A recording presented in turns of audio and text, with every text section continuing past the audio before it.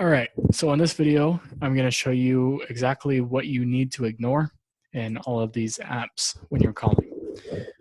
This one's going to be a very simple one as well. So let's get started. So if you go into, right now we're in Vacants. If you go into one of these leads, you'll see the first 5 fields, which are always the same. Then you see the command groups, and then underneath the command groups is pretty much everything that you can ignore. Pin ID, especially, you can ignore. Files, you can most likely ignore unless they're like photos or extra phone numbers that could be how to contact the person. But that's super advanced, so don't worry about that. You don't have to worry about tags. You do have to worry about tasks. So the things to ignore, again, is pin ID, files, and tags. You have to be very focused on tasks just to make sure that you're following up with everything and getting all your work done that needs to be done so that everything flows smoothly. So yeah, those are the 3 things to ignore in there. There are a couple more things to ignore in the pre-foreclosure, but that's because it's a little bit more of a special situation. All of these leads pretty much don't have a time constraint on them except for pre-foreclosures.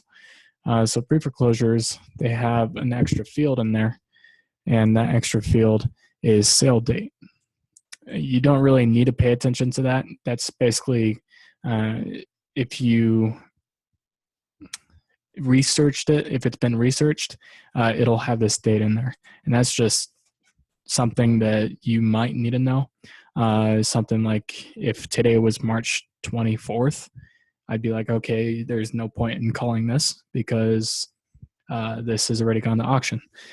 So that's something you can ignore, pretty much just use it as information. And then again, after the command group here, you can ignore files, you can ignore the tags, and then there's hidden fields here, but that's just the pin ID. You can ignore that, and that's pretty much it. Also in follow-up apps, so we've gone over the lead pool.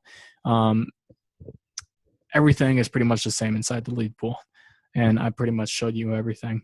Ignore the pin ID, ignore the tags, and ignore the files, unless me, Ben, or Nate tell you to look at the files, but most likely it won't happen.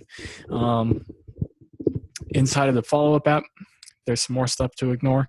You can pretty much ignore lead source. You can ignore setter. This is the command group down here. And then you can ignore relationship. This just goes back to the original lead. So like if you started here in pre-foreclosure and you got in touch with them, you'd push it to the follow-up app. And in the follow-up app, it creates a new item and references that original lead. You can ignore relationship.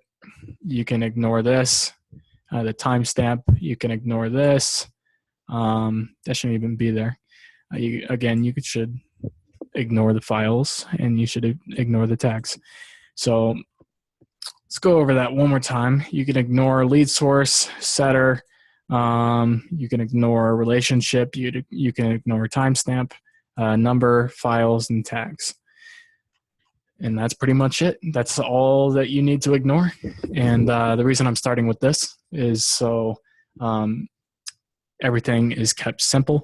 And I'm trying to go through this really slowly, one concept at a time. That way you can really grasp it and not have to come back to these videos and watch it again. But if you do need to come back to these videos, I'm keeping it very simple, very short video concepts. That way, if you do need to come back to these videos, you'll have that simple, short answer, straight to the point answer to answer your question. So yeah, if you have any questions at all, go ahead and hit me up in the Podio chat feature, and I will respond as soon as I can. I'll see you on the next video.